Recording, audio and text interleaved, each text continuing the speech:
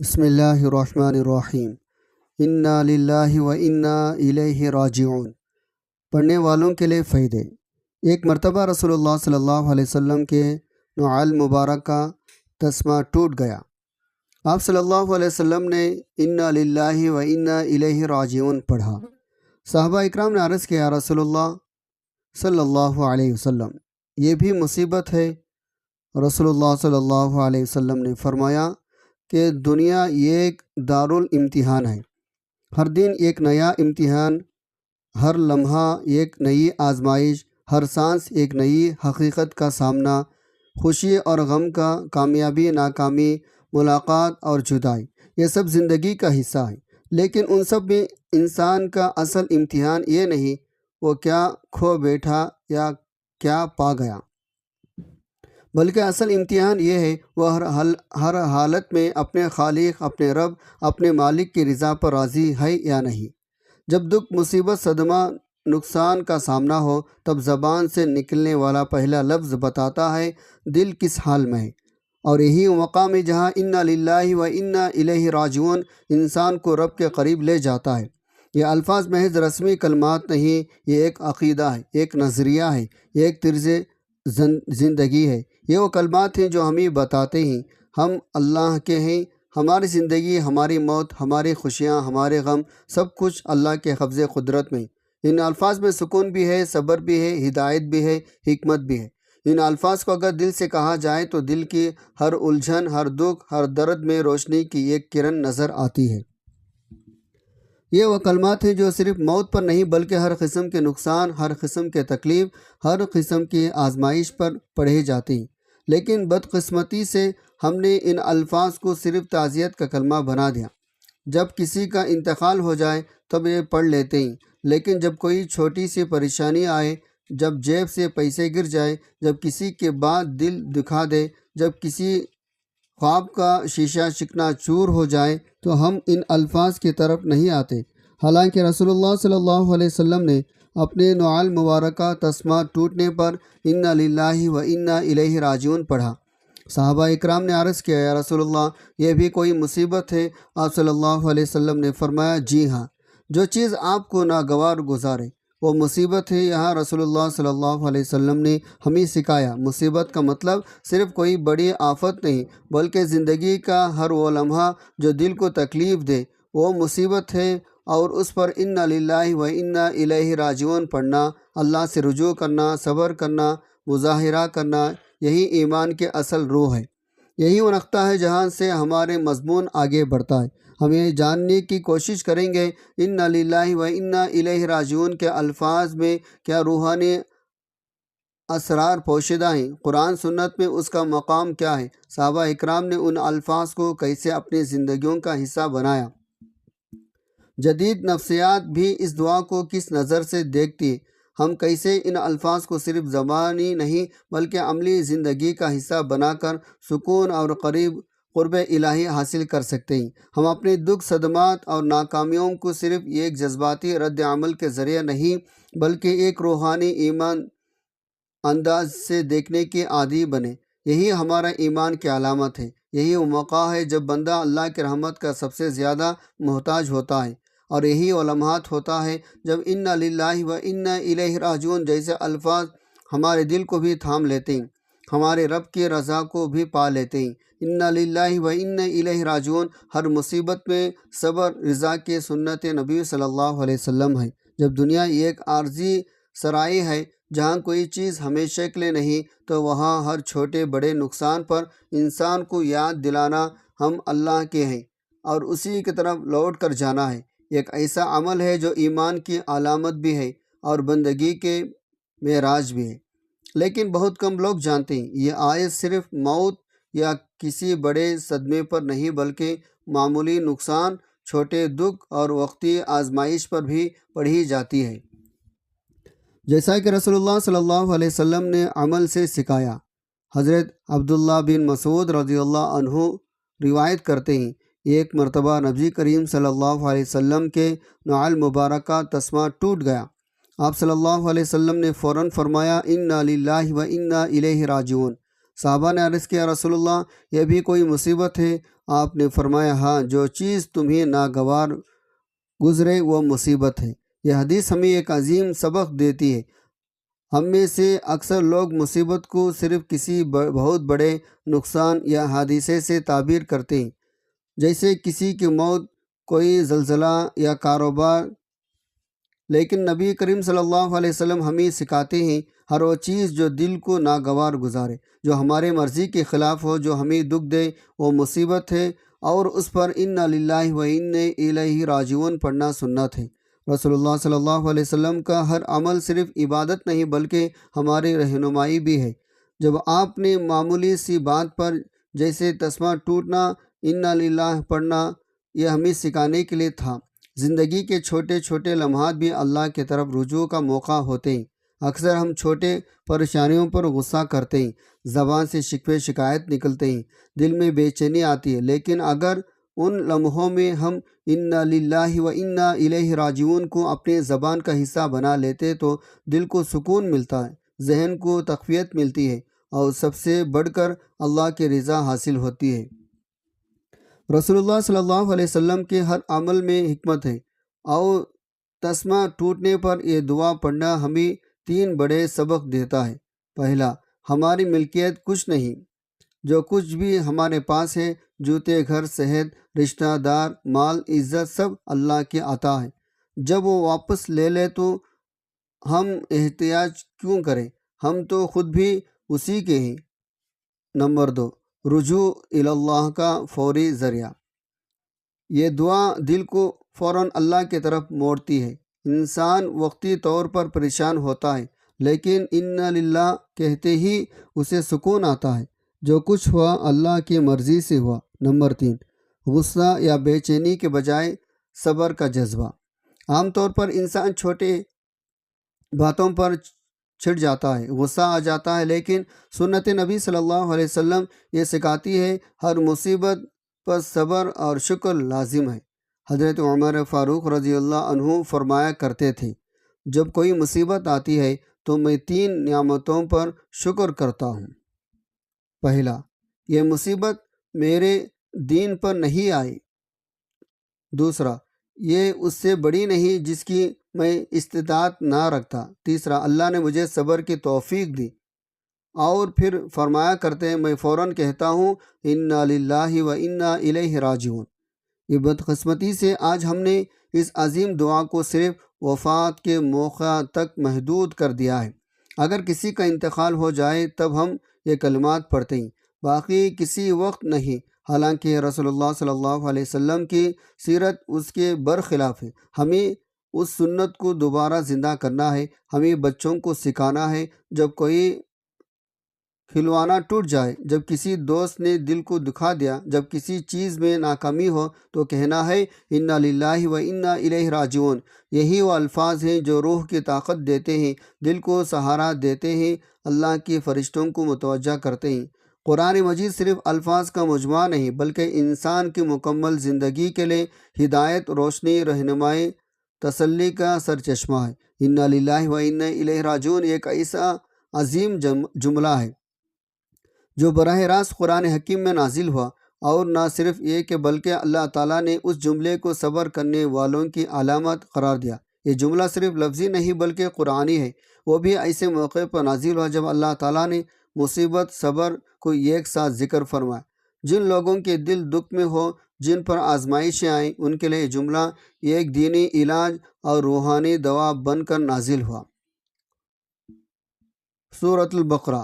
وَلَنَبْلُوَنَّكُمْ بِشَيْءٍ مِّنَ الْخَوْفِ وَالْجُوعِ وَنَقْصٍ مِّنَ الْأَمْوَالِ وَالْأَنفُسِ وَالثَّمَرَاتِ وَبَشِّرِ الصَّابِرِينَ الَّذِينَ إِذَا أَصَابَتْهُمْ مُصِيبَةٌ قَالُوا إِنَّا لِلَّهِ وَإِنَّا إِلَيْهِ راجعون أُولَٰئِكَ عَلَيْهِمْ صَلَوَاتٌ مِّن رَّبِّهِمْ وَرَحْمَةٌ وَأُولَٰئِكَ هُمُ المهتدون۔ ترجمہ، اور ہم ضرور تمہیں آزمائیں گے، کچھ خوف سے، بھوک سے، مالوں جانوں، پھلوں کی کمی سے۔ صبر کرنے والوں کو خوشخبری دے دو۔ وہ لوگ جب ان کو کوئی مصیبت پہنچتی ہے تو کہتے ہیں بے شک ہم اللہ کے ہیں اور ہم اسی کی طرف لوٹ کر جانے والے ہیں۔ یہی وہ لوگ ہیں جن پر ان کے رب کی جانب سے درود و سلام ہے، اور رحمت ہے، اور یہی لوگ ہدایت یافتہ ہیں۔ علماء کے مطابق یہ آیت مدینہ منورہ میں نازل ہوئی جب صحابہ اکرام کو مسلسل آزمائشوں کا سامنا تھا، کبھی غزوات میں جان کا خطرہ، کبھی ہجرت میں مال کا نقصان، کبھی بھوک، کبھی دشمنوں کی دھمکیاں۔ اللہ تعالیٰ نے ان کو تسلی دی، آزمائشیں آئیں گی لیکن صبر کرنے والوں کے لیے خوشخبری ہے، اور جو انا للہ و انا الیہ راجعون کو کہیں گے ان پر اللہ کی رحمت بھی نازل ہوگی، ان پر سلام بھی بھیجا جائے گا، اور وہی حقیقی ہدایت یافتہ ہوں گے۔ انا للہ کا مطلب یہ ہے میری ذات، میرا مال، میری جان، میری خوشی، میرا غم سب اللہ کا ہے۔ جو کچھ ملا وہ اللہ کی امانت ہے، جب اس نے واپس لے لیا تو مجھے شکوہ نہیں، میں اس کے ہر فیصلے پر راضی ہوں۔ یہ وہ جملہ ہے جو انسان کو اللہ کے سامنے جھکا دیتا ہے، بندگی کا اعتراف بن جاتا ہے، اور عاجزی کا انتہا کو ظاہر کرتا ہے۔ انا للہ و انا الیہ راجعون ایک یقینی آخرت، یہ الفاظ انسان کو یاد دلاتی ہے زندگی ہمیشہ کے لیے نہیں، ہر نقصان، ہر موت، ہر صدمہ ہمیشہ آخرت کی طرف متوجہ کرنا۔ ہمیں ایک دن اللہ کے حضور پیش ہونا، جہاں ہر صبر کا بدلہ ملے گا، ہر آنسو کا اجر دیا جائے گا۔ انا للہ و انا الیہ راجعون صرف ایک دعا نہیں بلکہ ایک عظیم فکر ہے۔ یہ ہمیں سکھاتا ہے دنیا کے ہر شے فانی ہے، اللہ کی رضا میں راضی رکھو، مصیبت کو بھی اللہ کی رحمت سمجھو، نقصان کو صبر کے ساتھ قبول کرو، دل کو اللہ کے نور سے بھر لو۔ حضرت ابوبکر کی زندگیوں، قربانیاں آزمائشوں سے بھری ہوئی تھی۔ جب رسول اللہ صلی اللہ علیہ وسلم کا وصال ہوا، سارا مدینہ غم میں ڈوب گیا، صحابہ رو رہے تھے، دیواروں سے ٹیک لگا کر بیٹھ گئے۔ عمر جیسے بہادر انسان تلوار لے کر کھڑے ہو گئے، کہنے لگے جو کہے محمد وفات پا گئے میں اس کی گردن اڑا دوں گا۔ تب حضرت ابوبکر تشریف لائے، ممبر پر چڑھے، قرآن کی آیت پڑھی جس کا ترجمہ ہے، پھر آہستہ سے فرمایا جو محمد صلی اللہ علیہ وسلم کی عبادت کرتا تھا وہ جان لے وہ وفات پا چکے، اور جو اللہ کی عبادت کرتا ہے وہ ہمیشہ زندہ ہے۔ پھر آنکھیں بند کیے اور کہا انا للہ و انا الیہ راجعون۔ یہ وہ لمحہ تھا جب سارا مدینہ تھم گیا، سب کو احساس ہوا صبر، حوصلہ، یقین کیا ہوتا ہے۔ حضرت انس بیان کرتے ہیں ہم رسول اللہ صلی اللہ علیہ وسلم کے ساتھ سفر میں تھے، ایک صحابی کے بیٹے کا اونٹ بے قابو ہو کر کھائی میں گر گیا اور مر گیا۔ وہ صحابی فوراً نیچے گئے، بیٹے کو اٹھایا، آسمان کی طرف دیکھا اور صرف یہ کہا انا للہ و انا الیہ راجعون۔ اللہ کے نبی نے فرمایا جس نے مصیبت کے لمحے میں صبر کیا اس کا بدلہ اللہ کے ذمہ ہے۔ ایک مرتبہ حضرت انس رضی اللہ عنہ کی والدہ حضرت ام سلیم رضی اللہ عنہ کا بچہ شدید بیمار ہو گیا اور وفات پا گیا۔ جب ان کے شوہر حضرت ابو طلحہ گھر آئے تو ام سلیم نے پہلے ان کی خدمت کی، انہیں کھانا کھلایا، آرام دیا، پھر کہا اگر کسی کی امانت واپس مانگ لی جائے تو کیا دینا چاہیے؟ ابو طلحہ نے کہا یقیناً۔ ام سلمہ نے کہا تو اللہ نے اپنے بیٹے کی امانت واپس لے لی، اور پھر دونوں نے مل کر کہا انا للہ و انا الیہ راجعون۔ رسول اللہ صلی اللہ علیہ وسلم کو یہ واقعہ بتا گیا تو آپ نے فرمایا اللہ نے ان کے لیے جنت میں گھر بنوا دیا۔ صحابہ اکرام کی زندگیوں کے ہمیں سکھاتی ہے ایمان صرف نماز روزہ نہیں بلکہ مصیبت کے وقت دل کو تھامنے، زبان کو اللہ کی یاد سے بھر دینے کا نام ہے۔ انا للہ و انا الیہ راجعون کو کہنا ان کا پہلا رد عمل تھا، اور یہ ہمیں بھی اپنانا ہے۔ محترم ناظرین، نبی کریم صلی اللہ علیہ وسلم معمولی سی معمولی تکلیف کے موقع پر بھی انا للہ و انا الیہ راجعون پڑھا کرتے تھے۔ ایک مرتبہ ہوا سے چراغ بجھ گیا تو آپ صلی اللہ علیہ وسلم نے انا للہ و انا الیہ راجعون پڑھا۔ حضرت عائشہ رضی اللہ عنہا نے عرض کیا یا رسول اللہ یہ بھی کوئی مصیبت ہے؟ فرمایا عائشہ ہر وہ چیز جس سے دل کو پریشانی، جی کو قلت یعنی دکھ ہوا اس پر انا للہ و انا الیہ راجعون پڑھنا چاہیے۔ نبی کریم صلی اللہ علیہ وسلم نے ارشاد فرمایا جو بندہ مصیبت کے وقت گھبرانے اور چلانے رونے کے وقت پڑھتا ہے اللہ تعالیٰ دنیا میں اس کو اس نقصان کا بہترین بدلہ عطا فرماتا ہے، آخرت کے لیے اس کا اجر ثواب جمع کر لیتا ہے۔ ایک مرتبہ نبی صلی اللہ علیہ وسلم کا نعال مبارک کا تسمہ ٹوٹ گیا، آپ صلی اللہ علیہ وسلم نے انا للہ و انا الیہ راجعون پڑھا۔ صحابہ اکرام نے یا رسول اللہ یہ بھی مصیبت ہے؟ حضور صلی اللہ علیہ وسلم نے فرمایا مومن کو جو عمل ناگوار پہنچتا ہے وہی مصیبت ہے۔ اس حدیث مبارکہ کو ابو امامہ نے روایت کیا ہے۔